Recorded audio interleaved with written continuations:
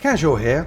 Anomaly Power Trickster builds are a lot of fun to play, and if you set them up and play them correctly, they can hold their own with even the best firepower builds. So I was very happy when Orion, one of my subscribers, sent me his Anomaly Trickster build to look at. Let's get into it.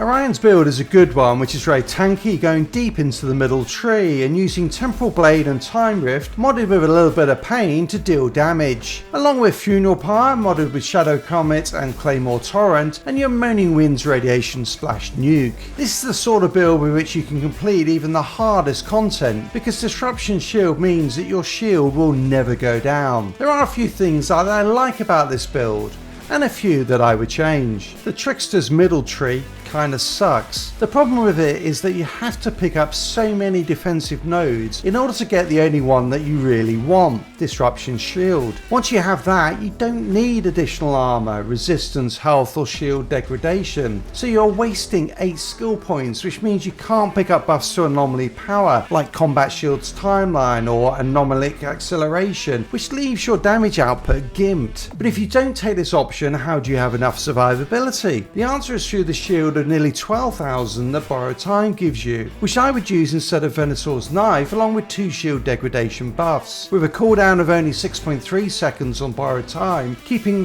pretty much a full shield up is not an issue, and you are going to want to be double tapping Borrowed Time on cooldown for the damage it does through aggressive teleportation. With the class 3 points you've saved, you can pick up Combat Shield's Timeline, Anomalic Acceleration, Leaper Clincher and Scion of the Void. These latter two I am picking up to leverage Unstoppable Force and no resistance against the Fortified, and I am using the glitch that allows me to stack the latter twice to get double the impact. My base Anomaly Power of 185,000 is increased to 374,000 when I proc all of these buffs, and more importantly, the base damage of Temporal Blade increases to 418,000 and a little bit of pain to 1.3 million, which can hit across the entire map due to long range. The damage of Temporal Blade is increased by 100% by the Edge of Time gear set bonus, and by another 50% by Double Slice, while its cooldown is reduced by Cut Loose, giving me multiple ways to deliver big damage on very short cooldowns. The mods I am dropping from Orion's build are Slasher,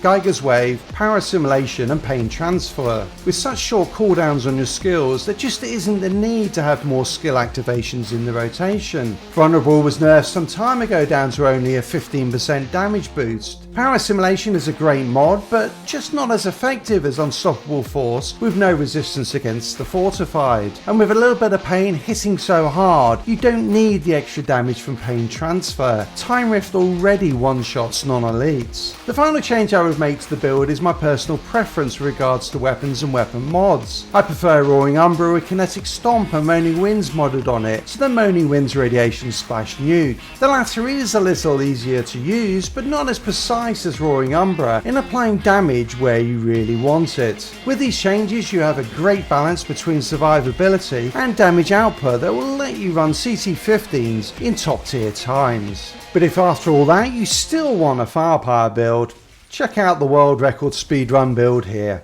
Until next time, casual out.